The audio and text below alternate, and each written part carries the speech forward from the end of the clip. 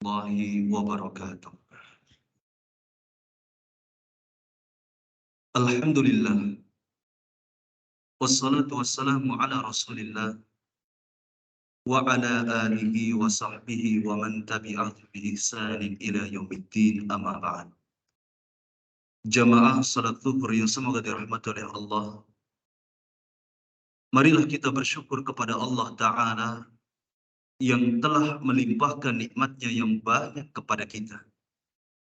Ada nikmat iman, ada nikmat Islam, belum lagi nikmat yang lainnya.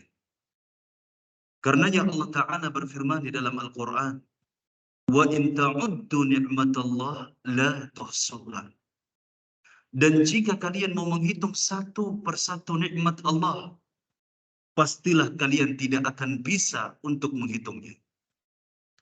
Dan di antara nikmat yang besar, bahkan paling besar di antaranya, adalah berjumpanya kita dengan bulan suci Ramadan.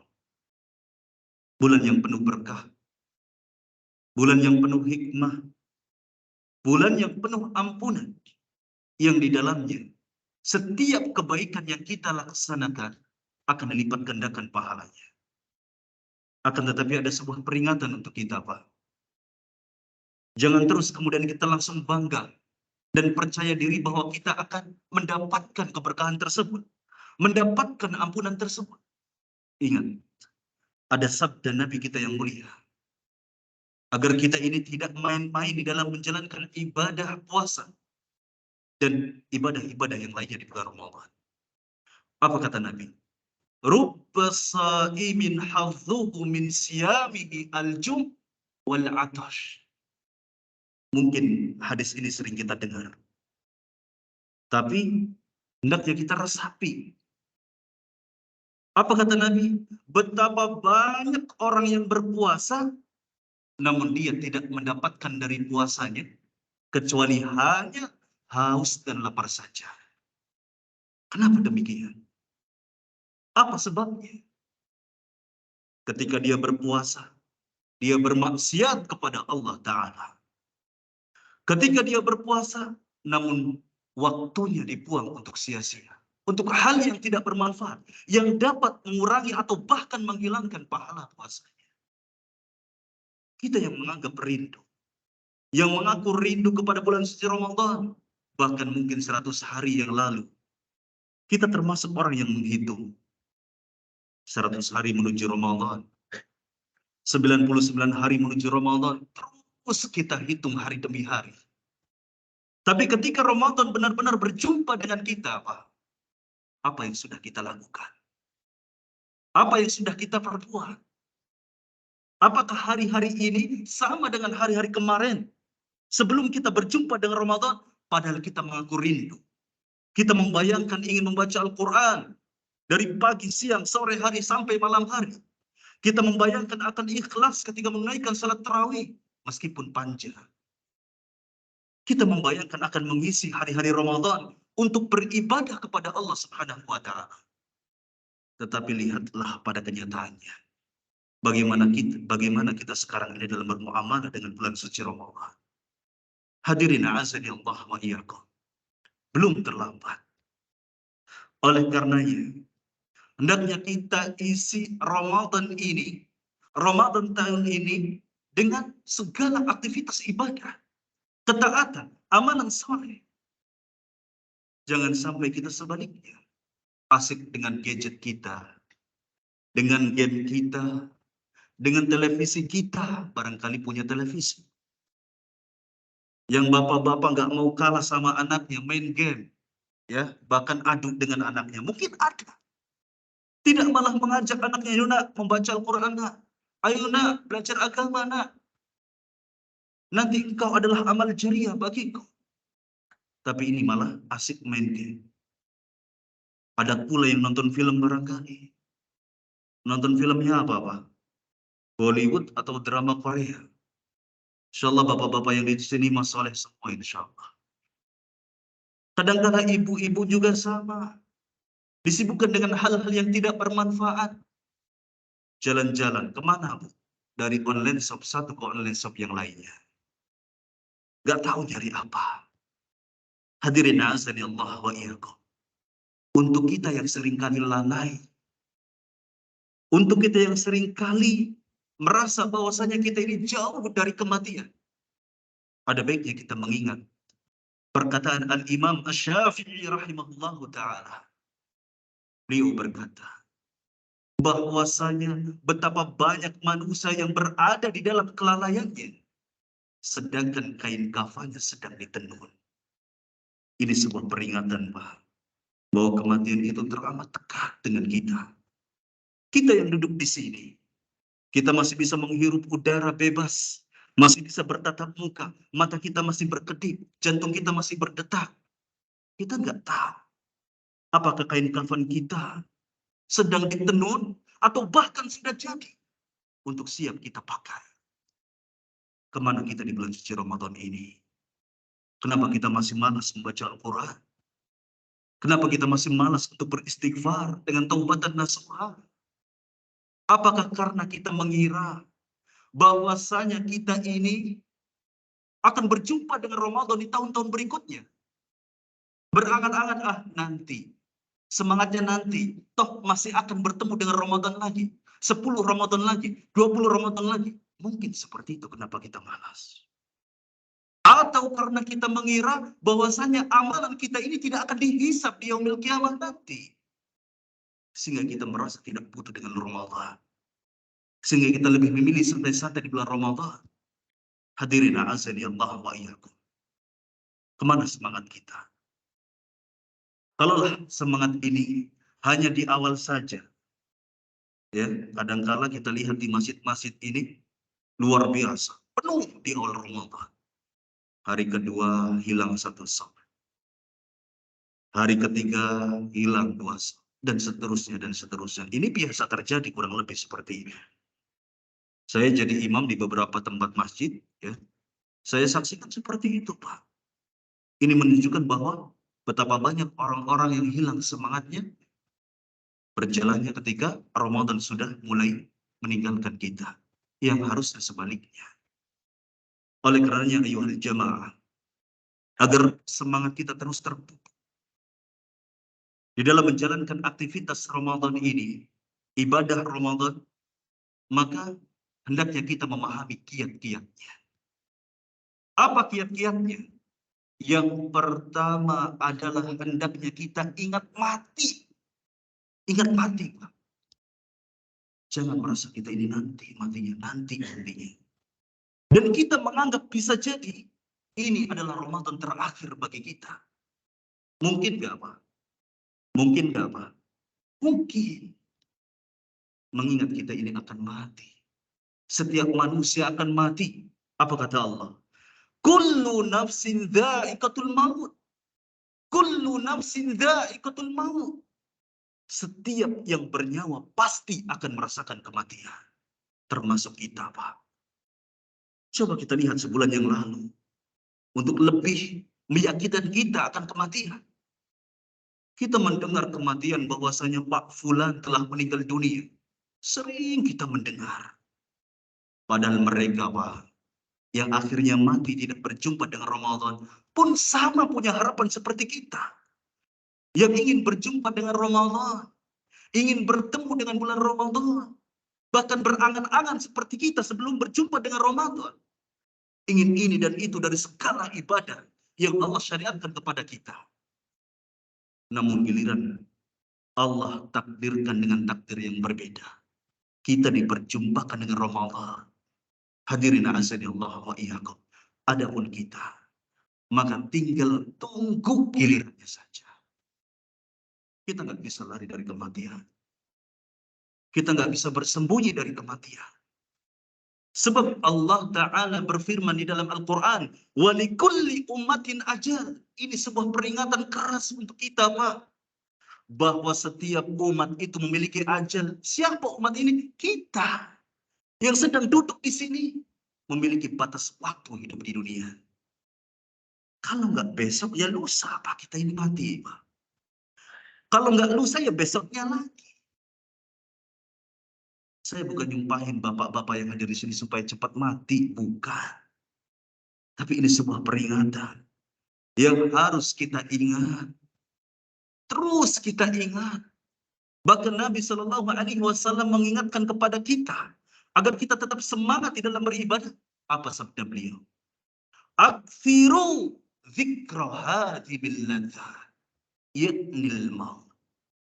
Perbanyaklah oleh kalian mengingat satu hal yang dapat memusnahkan kelezatan. Yaknil maut. Ingat mati. Ingat mati, Pak. Hadirin azani Allah wa iyyakum.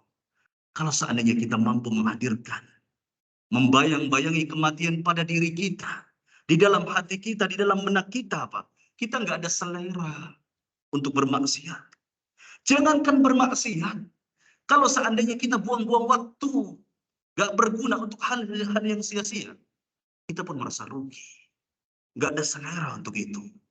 Lantas apa selera kita? Ibadah, taat, amal saleh, menyesali dengan taubat kepada Allah Subhanahu wa taala. Kalau kita ingat mati, hadirin azani Allah wa iyyakum. Fa idza jaa ajal, maka ketika ajal mereka tiba, apa kata Allah? La yastakhiruna sa'atan wa la yastaqdimun. Mereka tidak bisa mengakhirkan kematian mereka walau hanya sesaat, dan mereka pun tidak bisa memajukan kematian mereka. Kalau ajal sudah di depan mata kita, Pak, kita nggak bisa, ya Allah, nanti ya Allah. Matinya nanti ya Allah. Belum nikah ya Allah. Pengen nikah dulu. Yang sudah nikah pengen apa, Pak? Pengen nikah lagi. Kadang-kadang kan seperti itu laki-laki ya. Hadirin azani Allah wa iyyakum. Itu pun nggak bisa. Hadirin azani Allah wa iyyakum. Oleh karenanya Nabi kita yang mulia mengingatkan demikian. Dan hendaknya kita ini senantiasa membayang-bayangi kita ini akan mati dimanapun, kapanpun kita berada. Di tempat kerja, di masjid-masjid. Tujuannya apa sih? Kenapa Nabi Shallallahu Alaihi Wasallam memerintahkan kepada kita agar memperbanyak mengingat kematian? Agar kita termotivasi untuk bertakwa kepada Allah Ta'ala. Ini tujuannya, Pak.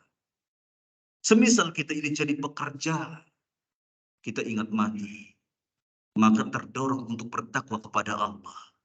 Sehingga kita akan amanah di dalam bekerja. Nanti pas tanggal 1 dapat gaji, kita nggak pelit dalam bersedekah. Apa yang dibutuhkan oleh umat, dari kalangan fakir miskin, kita akan peka. Mudah, karena harta ini diletakkan di tangan kita, bukan di hati kita. Hadirin azani Allah wa iyyakum. Sehingga jangan pernah kita mengira apa yang kita lakukan dari amalan soleh kita ini ya akan disia-siakan oleh Allah. Tidak sama sekali. Hadirin azani Allah wa iyyakum. Kemudian agar Nabi Shallallahu Alaihi Wasallam umatnya semangat, beliau pun memotivasi kepada kita agar ketika kita beribadah kepada Allah adalah hendaknya menganggap bisa jadi itu adalah ibadah terakhir bagi kita. Ketika kita membaca Al-Quran, anggap Pak bahwa ini bisa jadi bacaan terakhir bagi kita. Sehingga kita akan membacanya dengan penuh penghayatan. Ketika kita bersedekah, anggap bisa jadi ini adalah sedekah terakhir bagi kita. Sehingga kita tidak pelit di dalam sedekah. Dan ketika kita berpuasa, bisa jadi ini adalah puasa terakhir bagi kita. Demikian pula ketika kita bermajelis ilmu sekarang ini. Bisa jadi ini adalah majelis ilmu terakhir bagi kita. Hadirin azani Allah wa iyyakum. Sebagaimana tersirat dalam sebuah hadis, Nabi Shallallahu Alaihi Wasallam bersabda, "Idza kumta ila salatika fasalli salatan muwaddi'in." Apabila engkau melaksanakan salat, maka hendaknya engkau melaksanakannya seolah-olah itu adalah salat terakhir bagimu. Muwaddi'in artinya adalah orang yang hendak berpisah. Dengan kata lain, muwaddi'in juga bisa diartikan dengan orang yang hendak mati. Coba Pak, bayangkan. Ya, akan ada rasa yang berbeda ketika kita sholat, misalkan Allahu Akbar. Kemudian kita membaca surat Al-Fatihah. Sebelumnya kita membayangkan bisa jadi ini setelah salam kita akan dicabut nyawanya oleh Allah Ta'ala. Mungkin ketika kita membaca Fatihah, Alhamdulillahi Rabbil Alamin. Kita akan merasapi segala puji bagi Allah yang Maha Pengasih, yang menguasai alam semesta ini. Ar-Rahmanir Rahim, yang Maha Pengasih lagi Maha Penyayang. Maliki Yaumiddin, yang merajai hari pembalasan, hari kiamat. Ini kalau kita ingat mati, Pak, mungkin di ayat ini kita akan menangis. Mengingat bahwasanya kita ini akan dibangkitkan pada hari kiamat. Sedangkan amalan kita ini gak jelas. Apakah bisa menyelamatkan kita nanti? Dosa kita banyak. Sehingga kita takut ketika diingatkan dengan hari kiamat. Terus kita renungi. Hingga kemudian ketika kita ruku, bisa jadi itu akan menjadi ruku yang sempurna yang pernah kita lakukan. Demikian pula ketika kita iktidal, menjadi iktidal yang paling sempurna. Hingga kemudian sujud, kita pun akan lebih menangis lagi. Karena kita merasa sangat dekat dengan Allah Subhanahu wa Ta'ala. Terlebih ketika salah, bisa jadi mata kita ini berlinang air mata. Karena kita merasa setelah salam nanti akan dicabut nyawanya oleh Allah Ta'ala. Ini kalau kita ingat mati, Pak. Hadirin azani Allah wa iyyakum. Permasalahannya kita ini lupa mati. Sehingga apa? Buru-buru ketika beribadah. Apapun itu bentuk ibadahnya. Kadang-kala hitam itu. Gak percaya bahwa Allah itu seolah-olah gak percaya bahwa Allah itu akan membalas apa yang kita lakukan. Gak akan menyanyiakan. Dan barangkali inilah yang membuat Nabi Shallallahu Alaihi Wasallam sholatnya luar biasa. Luar biasa. Sholat tarawihnya Nabi Shallallahu Alaihi Wasallam, Pak, itu panjang luar biasa. Sebagaimana diriwayatkan oleh Hudzaifah ibn Yaman. Semakna dengan apa yang ceritakan beliau. Bahwa beliau berkata, Salaitu ma'an Nabi Sallallahu Alaihi Wasallam lailatan. Aku pernah sholat bersama Nabi di suatu malam. Ini sholat tarawih, Pak. Ya, ini sholat tarawih. Kemudian kata beliau, Nabi setelah membaca surat Al-Fatihah, beliau membaca surat Al-Baqarah.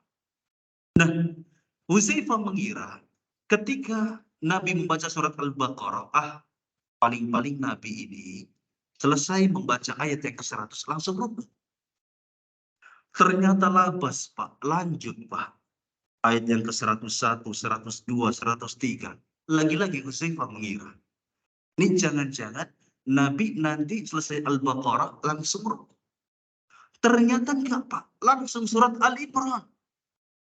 Kemudian Hudzaifah lagi-lagi mengira ketika beliau jadi makmum ini, Pak, ya, dalam hati saja mengiranya, bukan sambil ngomong, bukan. Nah, jangan-jangan nih Nabi selesai membaca surat Ali Imran, langsung surat An-Nisa. Ternyata lanjut. Ya, lanjut surat An-Nisa dan baru kemudian ruku. Rukunya pun lama, Pak. Seperti berdirinya Nabi. Hingga kemudian iktidalnya pun lama, sekali sujudnya pun lama, hingga kemudian salah. Bayangkan berapa jam kira-kira, Pak. Kalau kita merujuk kepada salah satu qari internasional, ini bacaan surat Al-Baqarah, kemudian surat Ali Imran, surat An-Nisa. Kalau kita merujuk kepada Syekh Al-Humaydi hafizahullah ta'ala, beliau membaca 3 surat ini kurang lebih butuh waktu 4 jam, Pak. 4 jam, Pak. Ya, ini sholat tarawih beliau seperti itu. Sampai-sampai Abdullah ibn Mas'ud ketika juga pernah bermakmum kepada Nabi Shallallahu Alaihi Wasallam sholat malam, kata beliau, hampir-hampir saya melakukan hal buruk. Ditanya oleh orang lain, apa itu hal buruknya? Aku ini mendapati Nabi ini panjang sekali berdirinya. Sehingga aku berpikir ingin duduk dan ingin membatalkan sholat maksudnya. Ya, ini luar biasa. Tapi sabar Abdullah bin Mas'ud, Pak. Wajar sedikit mengeluh, tapi terus sabar. Hingga akhirnya mengikuti Nabi hingga selesai. Ya, ini panjang, ini luar biasa. Kira-kira kalau dipraktekkan di masjid-masjid kita, itu bagaimana, Pak? Imamnya mau di SP berapa, Pak? Hah? SP1, SP2, SP3. Ya, tinggal pilih saja. Tergantung kualitas keimanan kita. Ya, kalau iman kita tipis sudah talak 3 saja sudah imam kayak gini. Ya, kalau kita sabarnya luar biasa, Masya Allah, kita pun akan ikut khusyuk. Ya, nikmat sholatnya. Apalagi diimami Nabi, luar biasa. Ya, hadirin azin Allah wa iyyakum. Apa yang mendorong Rasul Shallallahu Alaihi Wasallam bisa beribadah dengan luar biasa seperti itu? Kenapa? Di antaranya karena beliau ingat mati. Dan diikuti oleh para sahabat Nabi. Seperti Abu Bakar As-Siddiq radhiyallahu anhu yang pernah datang kepada Nabi Shallallahu Alaihi Wasallam menyerahkan seluruh hartanya. Ketika diminta untuk berinfak para sahabat, Abu Bakar datang, Pak, dengan membawa seluruh hartanya. Ada yang mau ikut Abu Bakar enggak di sini? Cium tangan, Pak. Hebat, ya. Pulang-pulang, mana surat-surat mobilnya, Pak? Surat tanahnya mana? ATM rekeningnya mana, Pak? Kenapa, Pak? Saya mau sedekahkan tuh hartanya di jalan Allah. Ukur, Pak, keimanan kita. Jangan sampai setelah itu istri kita malah apa? Talak hulu kepada kita. Tolong ceraikan saya. Ini jangan sampai ya. Kalau belum mampu misalkan, kalau mampu, kalau saya sarankan ya jangan dulu ya. Lihat kondisi. Kalau kita punya anak, ya jangan. Silakan tiru Umar bin Khattab. Umar bin Khattab datang kepada Nabi Shallallahu Alaihi Wasallam, datang dengan setengah hartanya, Pak. Ini pilihan. Yang nggak mampu seluruh harta, setengah harta. Ustaz nggak mampu, Ustaz. Istri saya banyak, Ustaz. Misal seperti itu. Ada yang istrinya banyak, Pak. Ya kan istrinya banyak, otomatis tanggungannya banyak. Belum lagi anaknya banyak. Gimana? Ya sudah seperempat hartanya. Belum mampu juga. Yang penting jangan pelit. Selagi kita memberikan mampu bersedekah dengan 10 juta, ya kasih 10 juta. Jangan sampai mampu 10 juta, ngasihnya 2.000. 100.000. 1 juta. Padahal mampu ngasih 10 juta. Ini pelit namanya. Yang penting kita jangan pelit. Ingat, harta yang kita miliki ini, ya, ada hak orang lain. Jangan merasa menguasai 100% ini harta saya. Lah, kenapa Abu Bakar datang dengan membawa seluruh hartanya? Karena dia sadar bahwasanya dia ini radhiyallahu anhu akan mati. Kalau seandainya hartanya ditinggal seluruhnya, belum tentu hartanya bermanfaat untuk kehidupan setelahnya. Hadirin azani Allah wa iyyakum. Demikian pula diikuti oleh tabi'in. Ada sebuah kisah yang menarik, masih terkait dengan tema yang kita bahas, yaitu tentang kematian. Agar kita semangat di dalam menjalankan ibadah, khususnya ibadah puasa dan ibadah-ibadah yang lainnya di bulan Ramadan. Dari Umar bin Abdul Aziz rahimahullah ta'ala. Beliau ini adalah seorang tabi'in, cicitnya Umar bin Khattab. Beliau adalah khalifah ke-8, Pak, dari Bani Umayyah. Sepeninggal Sulaiman bin Abdul Malik. Sulaiman bin Abdul Malik adalah khalifah ke-7. Nah, sepeninggal beliau, maka penggantinya adalah Umar bin Abdul Aziz. Ketika Sulaiman ini meninggal, maka Umar ini, putra mahkota ini paling capek. Ngurus jenazah dulu. Sebelum dibaiat menjadi khalifah, ngurus dulu jenazah. Kan kita juga sama.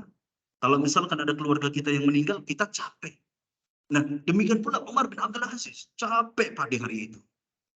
Setelah itu, beliau datang ke masjid untuk dibaiat oleh rakyatnya. Setelah dibaiat, ceritanya beliau ingin istirahat pulang ke rumah. Sesampainya di rumah, ketika hendak berbaring, tiba-tiba dipanggil oleh anaknya. Wahai Amirul Mukminin, apa yang mendorong engkau untuk berbaring di siang bolong ini? Kaget Pak Umar, Pak. Soalnya apa? Nggak biasanya anak itu bilang Amirul Mukminin. Pasti ada sebuah peringatan darinya, ya, terhadap diriku yang sekarang sebagai khalifah. Ternyata benar. Ketika Umar menjawab, aku ini capek wahai anakku. Aku butuh istirahat. Akhirnya anaknya bilang, patutkah engkau wahai Amirul Mukminin istirahat sementara rakyatmu itu banyak yang tertolimi? Apa kata Amirul Mukminin Umar bin Abdul Aziz?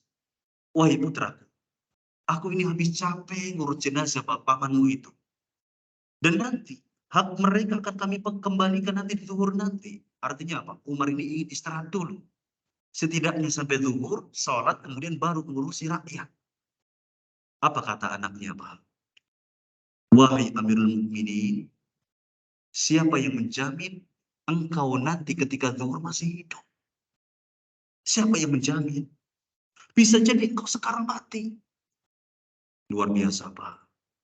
Coba bayang, coba pikiran kita ini seperti beliau, Abdul Malik. Ya, kita ini nggak tahu. Zuhur kita masih hidup, sore belum tentu kita hidup. Kalaupun sore kita masih hidup, belum tentu kita maghrib masih hidup. Itu yang harus kita bayangkan. Itu yang harus kita hadirkan perasaan ini. Akhirnya, Pak, benar. Umar bin Abdul Aziz ketika mendengar teguran seperti ini dari anaknya, akhirnya beliau memanggil anaknya. Nak, sini nak. Ini kalau kita diganggu tidur, kira-kira anak kita mau diapain, Pak? Dikurung, apa dia apa? Ini dipanggilin anaknya. Nak, sini nak. Akhirnya dicium anaknya. Kemudian Umar berkata, segala puji bagi Allah yang telah memberikan aku putra yang dapat membantu aku menegakkan agamaku. Ini luar biasa. Kita ini harus punya anak yang saleh atau salihah. Jangan untung sendiri. Ya, jangan kita ini mensolehkan diri sendiri saja. Tapi nggak mensolehkan anak istri kita, Pak. Percuma, Pak. Ya, ini kita bisa nggak selamat di akhirat, Pak. Kalau kita rajin di kajian, misalkan. Rajin beramal soleh, tapi kita biarkan istri kita bermaksiat. Anak kita bermaksiat. Jangan harap kita bisa selamat begitu saja, Pak, di akhirat. Kenapa? Karena kita ini amanah terbesar kita. Tanggung jawab terbesar kita adalah apa? Menjaga keluarga kita dari api neraka. Hadirin azani Allah wa iyyakum. Nah, ketika Umar ingat mati, kemudian Umar langsung semangat dan memanggil juru bicaranya. Kemudian memerintahkan agar mengumumkan kepada rakyatnya, barang siapa yang terzalimi maka segera hadir, ya, mengadu kepada khalifah. Ini luar biasa. Langsung semangat. Lagi lemas-lemasnya, lagi ngantuk-ngantuknya, diingatkan kematian, langsung ingat dengan amanah dan tanggung jawab. Ingat dengan kewajiban. Ini, Pak, ya, kunci sukses orang-orang soleh terdahulu. Di antaranya mereka mengingat kematian. Sehingga Umar bin Abdul Aziz itu berhasil dalam memimpin, Pak. Sampai akhir hayat beliau menjadi pemimpin yang adil. Bahkan dalam satu riwayat dijelaskan hingga tidak ada rakyatnya satupun yang kelaparan. Gak ada. Luar biasa. Semoga pemimpin kita dianugerahi dengan keadilan dan ketakwaan kepada Allah Subhanahu wa Ta'ala. Hadirin a'azani Allah wa iyyakum. Kemudian ini hal yang harus kita lakukan. Dan ketika Nabi Shallallahu Alaihi Wasallam bersabda, sampai jam berapa? Sampai jam 1. Dan ketika Nabi Shallallahu Alaihi Wasallam bersabda, "Idza kumta ila salatika fasalli salata muwaddi'in." Lalu Nabi Shallallahu Alaihi Wasallam melanjutkan sabdanya, "Wala takallam bikalamin ta'tadhiru minhu qadah." Dan janganlah engkau berbicara yang dapat merugikanmu di hari esok. Maksudnya bukan di hari Rabu, Pak, kalau hari Selasa. Kalau ini hari Selasa. Maksudnya kita ini jangan berbuat, jangan bersikap, jangan mengatakan apapun yang dapat merugikan kita di hari kiamat nanti. Kalau rugi di dunia, itu hal yang sepele. Kita masih bisa mendapatkan untung dari jalan lain. Tapi kalau berbicara rugi di akhirat, gak ada jalan lain, Pak. Sudah. Kecuali terjatuh ke dalam neraka. Na'udzubillahi min dzalik. Terlebih ketika kita masuk ke dalam bulan suci Ramadan, maka harusnya kita ini bisa menjaga lisan kita, bisa menjaga perbuatan kita. Minimal jangan sampai melakukan hal yang sia-sia. Tentu kalau maksiat harus kita tinggalkan. Hadirin azani Allah wa iyyakum. Karena memang yang namanya puasa itu bukan hanya menahan diri dari makan dan minum saja. Apa kata Nabi? Laisa siyamu minal akli wasyarab. Puasa itu bukan hanya menahan diri dari makan dan minum. Sehingga Pak, ya, ketika puasa kita ini harus memperhatikan hati kita bagaimana. Ya, batin kita ini bagaimana? Ini yang harus kita perhatikan. Apa kata Nabi?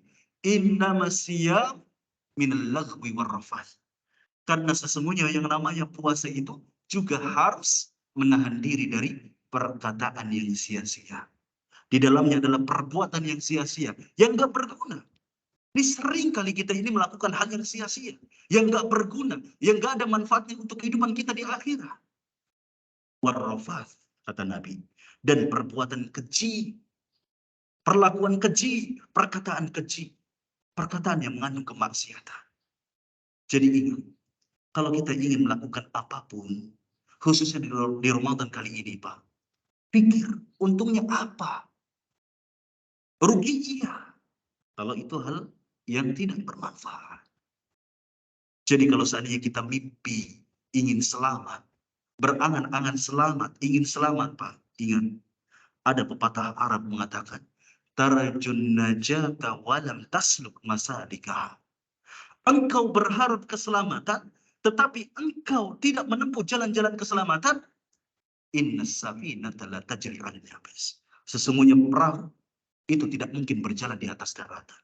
Kita pasti kalau ditanya ingin nggak masuk surga, pasti ingin. Ingin nggak selamat? Ingin selamat.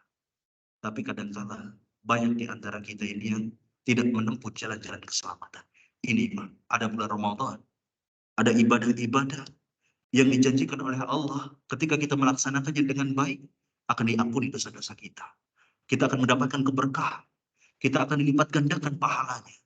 Maka silakan tempuh jalan-jalan ini, Pak. Karena bisa jadi ini adalah Ramadan terakhir bagi kita.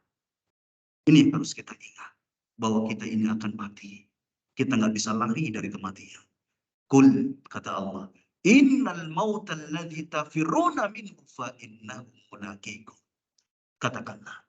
Sesungguhnya kematian yang kalian lari darinya, maka dia kematian pasti akan mendapati kalian. Dimanapun kita berada. Mau di balik masjid, mau di balik benteng yang kokoh, sebagaimana telah Allah firmankan di dalam Al-Quran, Aynama takunu yudrikumul maut, walau kuntum fi burujim musyayyada. Dimanapun kalian berada, gak lihat kalian sedang ada di puncak daun, ya. Gak lihat kalian sedang kuat-kuatnya, ketika sudah ditakdirkan oleh Allah Subhanahu wa Ta'ala untuk mati sekarang, mati, Pak. Sedangkan lihat diri kita, apa modal kita kembali kepada Allah? Apa amalan kita yang sudah kita perbuat selama ini? Sementara barangkali kita ini selalu melalaikan Ramadan di tahun-tahun yang lalu. Sehingga jadikan Ramadan kali ini adalah Ramadan yang paling spesial di dalam kehidupan kita. Barangkali itu yang dapat kami sampaikan. Wassalamualaikum warahmatullahi wabarakatuh.